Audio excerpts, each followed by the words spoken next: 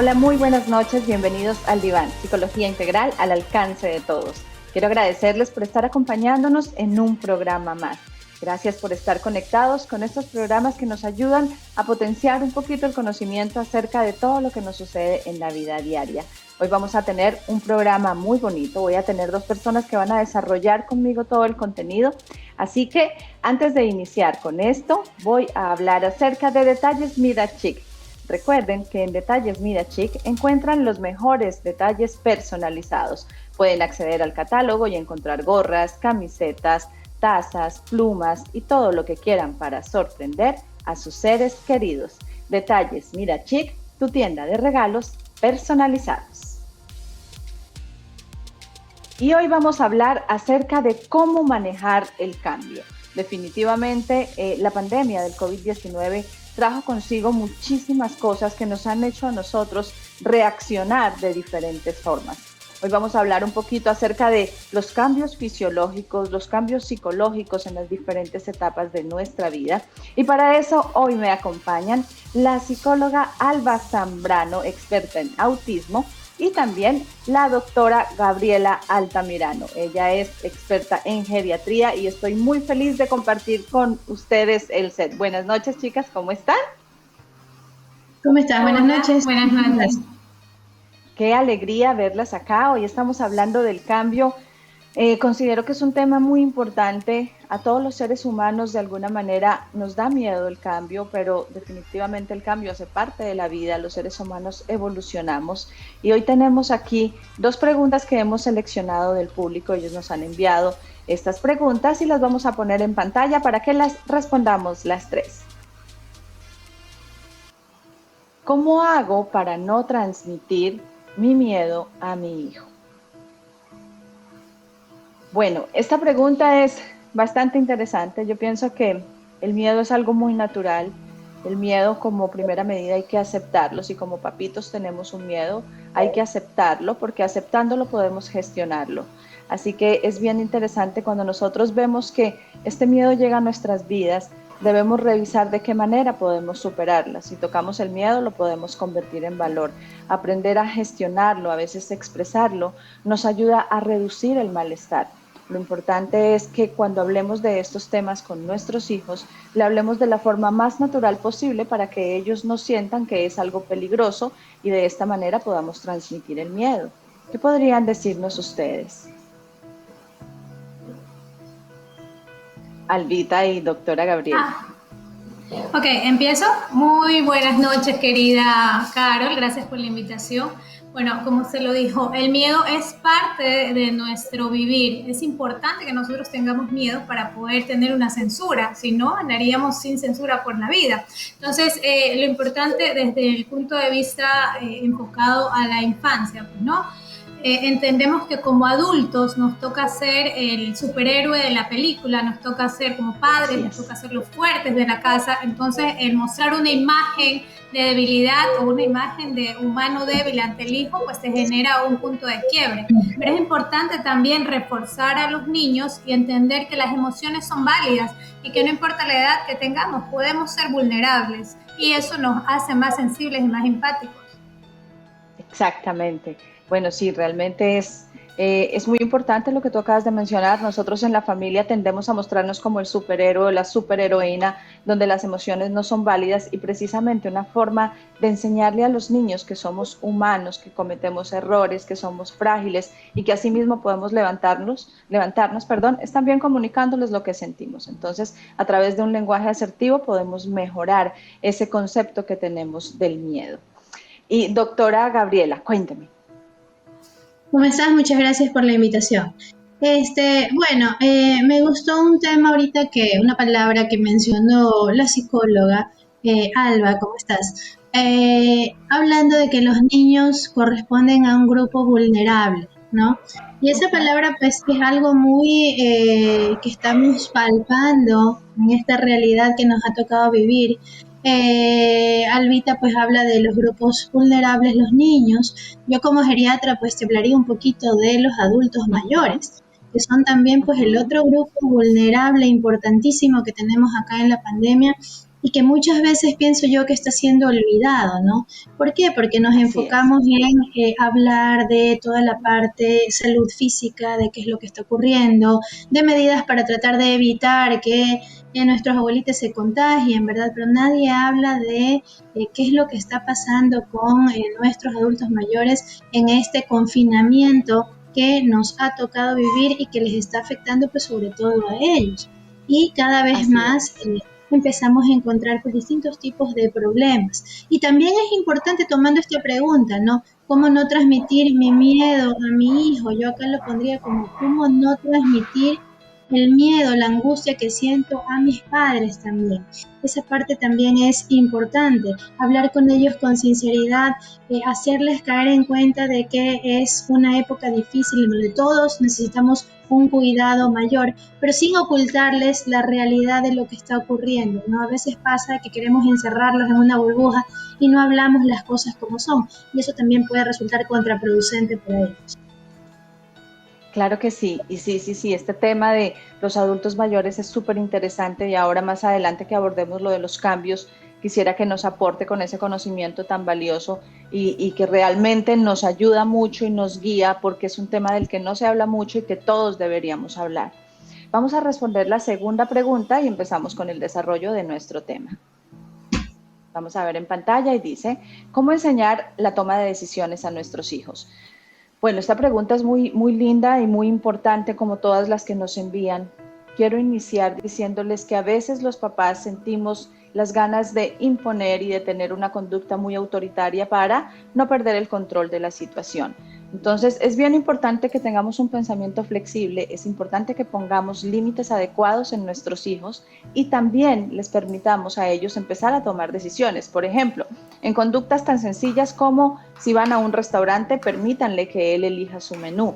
Si él se levanta, le vamos a dar 3 opciones de ropa y decirle de estas 3, ¿cuál te gustaría usar? Nosotros dirigimos el barco, le mostramos las opciones, pero él es quien las escoge. Entonces ahí estamos gobernando los dos este barco y les ayudamos a tomar decisiones. Son cosas muy sencillas, pero poco a poco esto les enseñará a ellos a decir, ok, yo puedo elegir.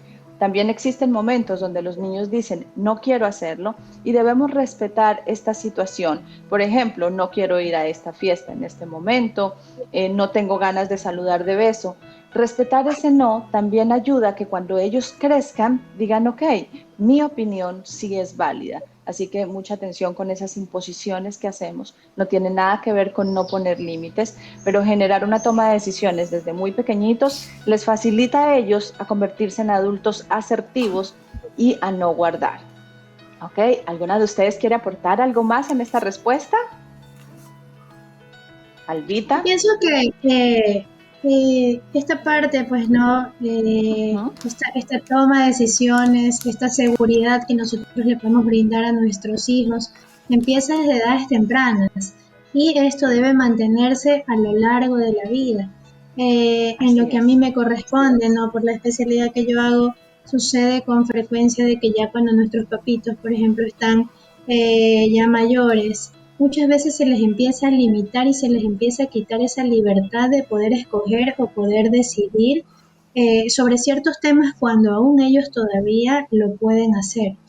Por Entonces, supuesto. ahí la recomendación es importante, ¿no? No minimizar o no tratar de poner, muchas veces escuchamos la frase frecuente, ¿verdad? Es que cuando son adultos mayores ya se vuelven como niños, y eso no es cierto, ¿no?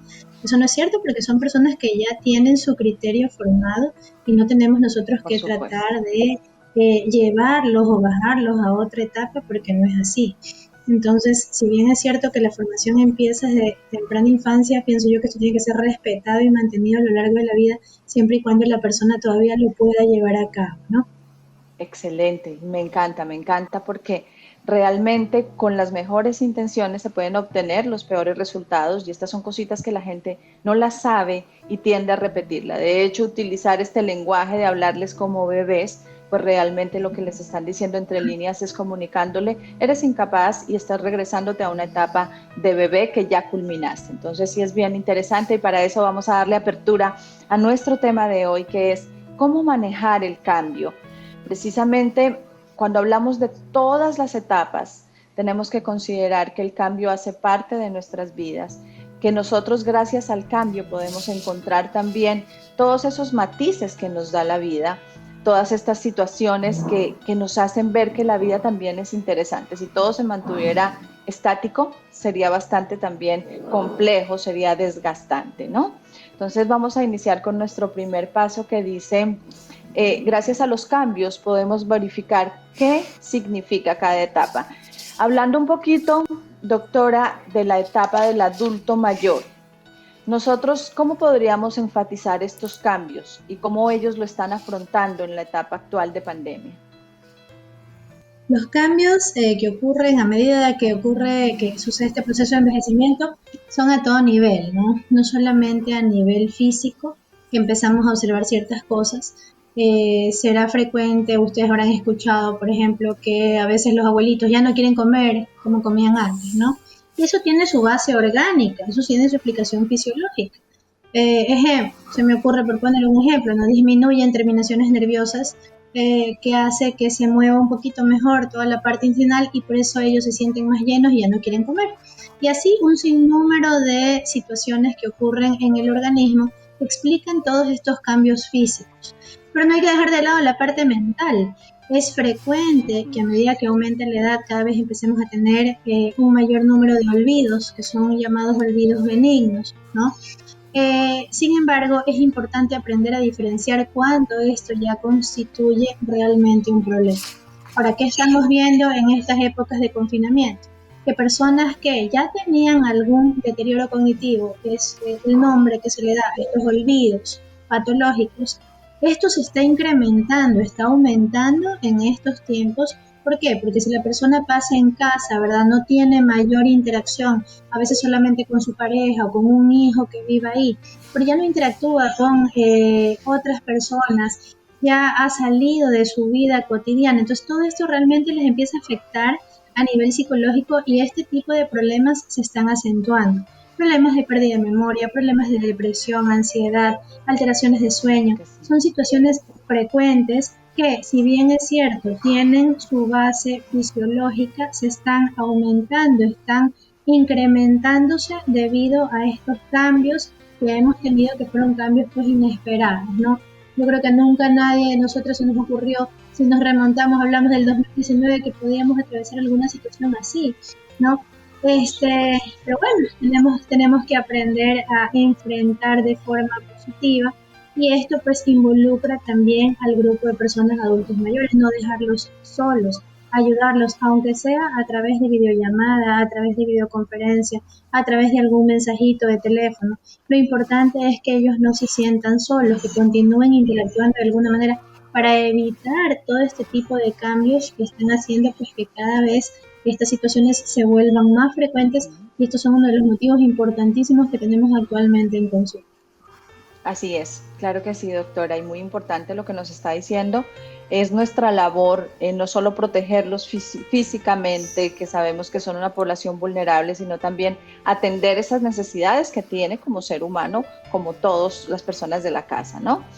Albita, estos cambios tan importantes, hablando ahora del otro extremo de la población, que son los niños, a nivel psicológico, ¿qué impacto tienen y cómo podemos manejarlo desde su perspectiva profesional? Bueno, definitivamente a todos la pandemia nos cogió desprevenidos, pues, ¿no? Y nos afectó de distintas maneras. En el área en los infantes, definitivamente en la actualidad vemos en la consulta bastantes pequeños, las familias están llegando con los pequeños con manifestaciones de conductas disruptivas, con picos ansiosos, momentos también con picos depresivos, porque el niño encerrado no tiene la misma capacidad o el momento de socialización que tenía a la hora que iba a la escuela, el compartir con sus compañeritos, el simple hecho de salir y estar integrado. Entonces hay manifestaciones incluso dentro de los diagnósticos. Tengo muchas familias que han llegado y no han visualizado antes el diagnóstico, y ahora con la pandemia pues las conductas se han agudizado y llega a un punto pues de ya manifestar de una manera, ya no hay un diagnóstico camuflado. Entonces esto sí está afectando de una manera significativa al infante, con o sin diagnóstico, vale recalcar. Así es, sí, y esto también nos hace un llamado a atender un poquito esta inteligencia emocional, ¿no? Aquí es bien importante mencionar que nuestro cerebro está dividido entre muchas áreas, pero hay tres bien importantes que son la parte reptiliana, la límbica y la neocorteza. Si bien es cierto, nuestra parte emocional ubicada en el sistema límbico tiene una reacción a un inconsciente, las emociones se dan inmediatas, pero la inteligencia emocional ya se da en la neocorteza. Esto quiere decir que debemos enseñarle a nuestros hijos la forma en cómo manejar estas emociones, y vamos a atravesar diferentes cambios y ellos van a estar enojados, van a estar frustrados, pero primero, antes de enseñarles, debemos reconocerlas en nosotros. Como nosotros desde chiquitines no lo vimos, no nos enseñaron inteligencia emocional, muchas veces confundimos la tristeza con la rabia y empezamos a hacer una mezcla de emociones. Entonces, primero es ponerle un nombre, enseñarle a gestionar y luego sí darle una solución. Nosotros también vemos que el cambio hace parte de la vida y tiene estos ciclos, hacen de la vida algo interesante también, aunque al inicio nos muestran algo como que es muy fuerte, es muy desagradable, es difícil. Nosotros podemos verlo también como, ok, esto es como una llamada a una nueva aventura, a una nueva situación. ¿Qué me está trayendo esto? Tenemos una fase también de negación, donde entramos como en una especie de victimismo diciendo qué injusta es la vida, por qué sucede así. Entonces cambiamos un poquito los papeles y decimos, bueno, yo soy el protagonista de esto también. ¿Cómo haría yo para solucionarlo? ¿Qué papel desempeñaría yo para aportar algo bueno en esto? Y por supuesto entra también el miedo, que como hablábamos al inicio, es una emoción totalmente natural, una emoción que nos protege. Y lo importante es no dejarla convertir como en pánico, ¿no? Que no se nos salga de las manos. Y más bien el miedo, que a mí me encanta en pandemia, en medio de toda esta oscuridad, el miedo nos enseña que hay cosas que debemos soltar, que hay cosas importantes y que hay que cambiar y renovar. Entonces el cambio sucede, nuestro cuerpo está regenerándose todo el tiempo, y a nivel emocional y psicológico debemos hacerlo nuevamente también. Entonces hace parte de nuestra vida. Ahora, doctora Gabriela, en la etapa de la adultez hablábamos que nosotros, los integrantes de la familia, cuando tenemos un adulto mayor en la casa, tendemos a minimizar sus capacidades. De hecho, les hablamos como bebés, muchas personas les ayudan a sentarse y con todo el cuidado, que sí hay que protegerlos, pero también hay que entender que son adultos que pueden valerse por sí mismos muchas veces. ¿Qué recomendaciones le daría usted a los integrantes de la casa o qué actividades podrían desarrollar para que estas personas se sientan más acompañadas, para que reduzca tal vez la probabilidad de padecer ansiedad y depresión? Claro, es necesario que nosotros como familia primero entendamos que no es lo mismo decir adulto mayor que decir niño, ¿no? Lo que estábamos hablando. Este tema de tratar de ponerlos a ese nivel no les ayuda. Es necesario que los adultos mayores tomen sus propias decisiones a la medida que lo puedan hacer. Solamente estuviera justificado en el caso de personas que ya tengan algún problema grave, ejemplo una demencia, ¿no? En donde pues en ese caso ya se vuelven dependientes y requieren asistencia, pero si no, hasta el último tenemos que nosotros tratar de impulsarlos, apoyarlos para que ellos puedan seguir haciendo sus actividades de forma autónoma. Pues eso es parte de la misión de la geriatría, pues no ayudarlos de manera que ellos puedan seguir conservando sus capacidades hasta edades avanzadas. Problemas de memoria son frecuentes, problemas de depresión, ansiedad, trastornos de sueño. Existen diferentes ejercicios, por ejemplo, los podemos encontrar como ejercicios de terapia cognitiva o ejercicios de memoria. Si las personas que nos están escuchando tienen pues algún adulto mayor en casa, los invito a que busquen. En internet hay varios, incluso hay hasta cuadernillos que los pueden descargar en PDF. Entonces encontramos estos ejercicios de terapia cognitiva Y son diferentes ejercicios para facilitar, para mejorar la atención, la orientación, la memoria de estos pacientes, ¿no?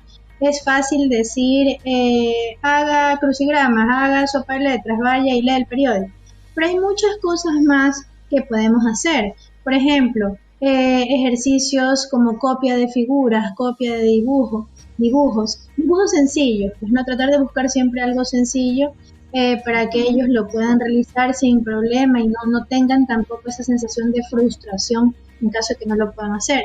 Ejercicios, por ejemplo, de categorización de palabras, tenemos varias palabras mezcladas de diferentes categorías.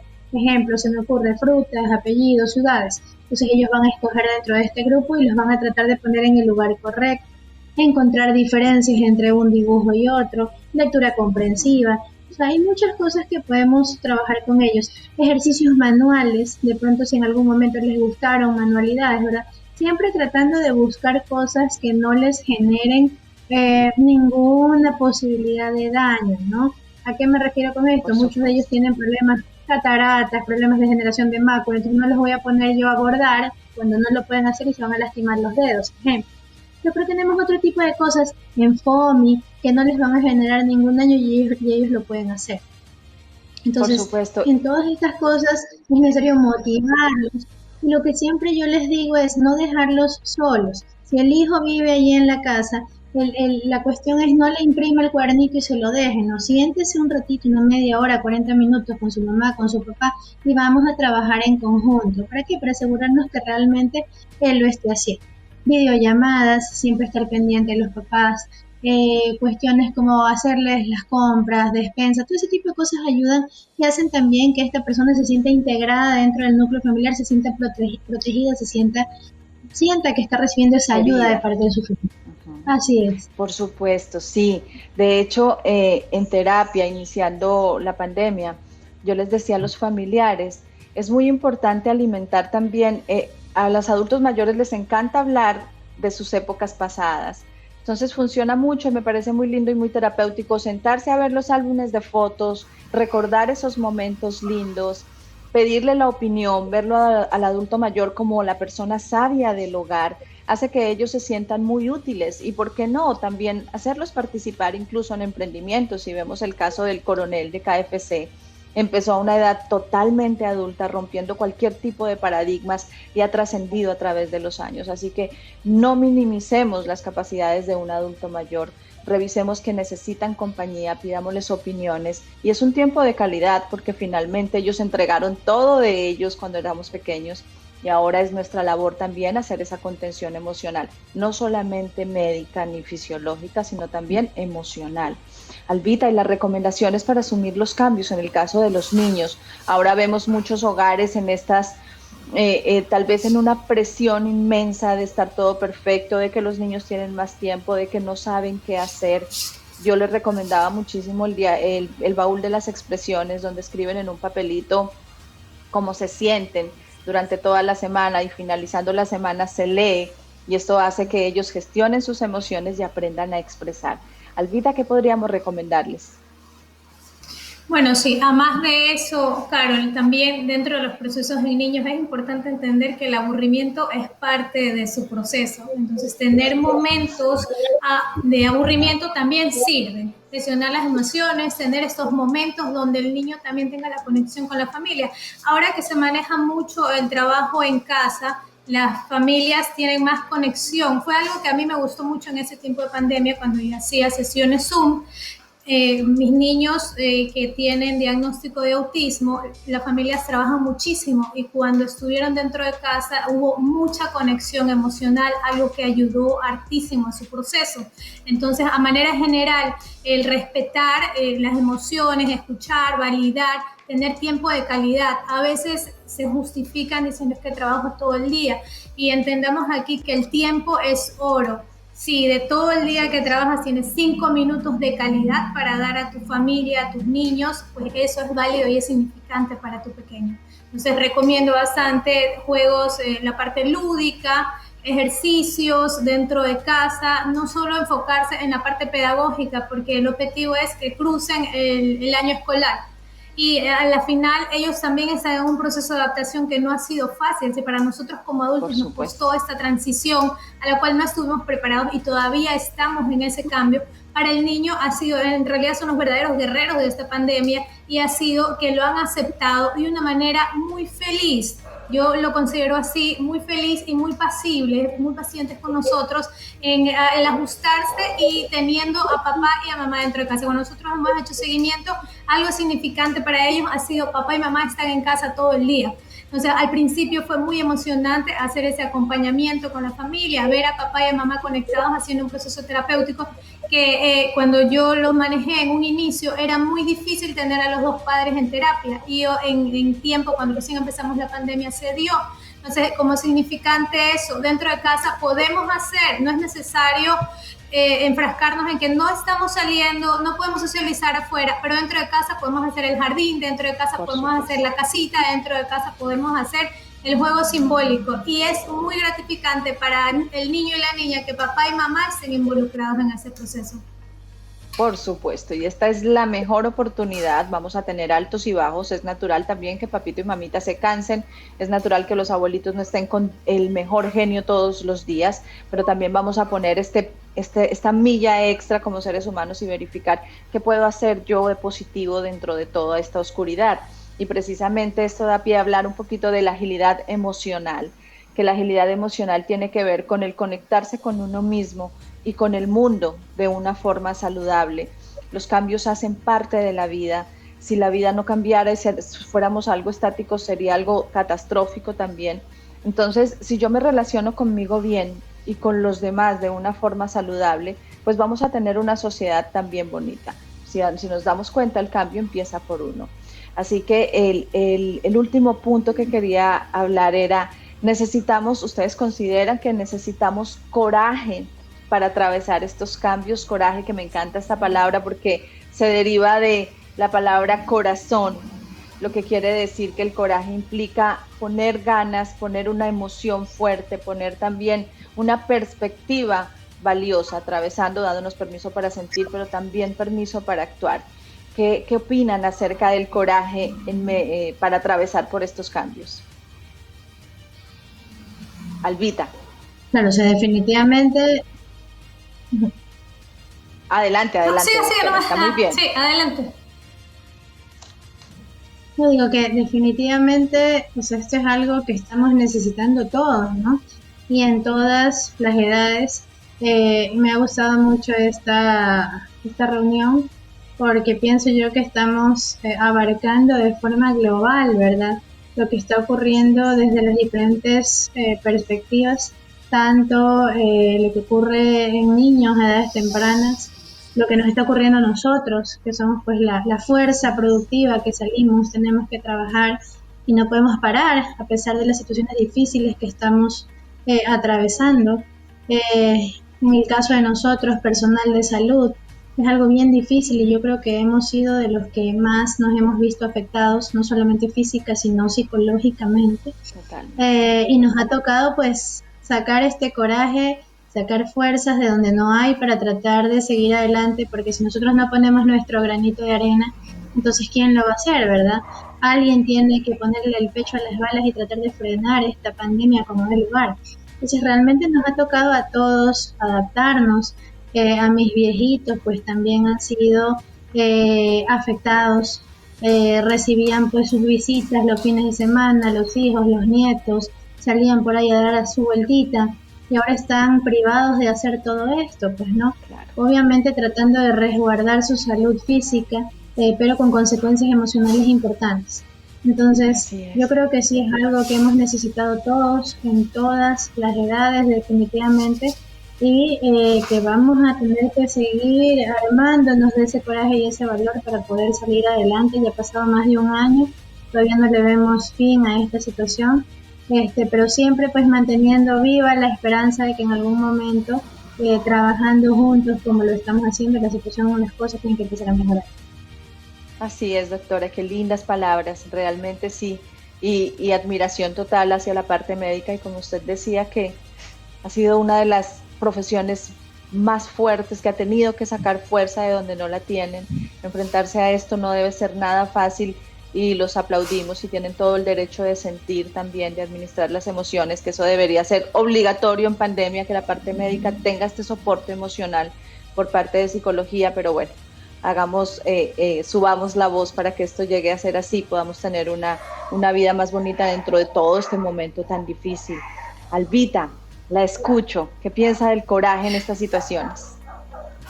Mira, para mí también me parece una palabra muy bonita que tiene mucho peso, ¿no? Ahorita 3 mujeres valientes estamos aquí con coraje, hablando y expresando y motivando a mucha gente, y un tema súper interesante, ¿no? Hablamos desde la niñez adulto mayor, qué importante, ¿no?